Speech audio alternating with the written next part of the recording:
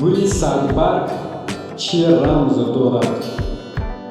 در یونان قدیم سادبرگ رمز الوهی محبت و زیبایی افرودیت بود.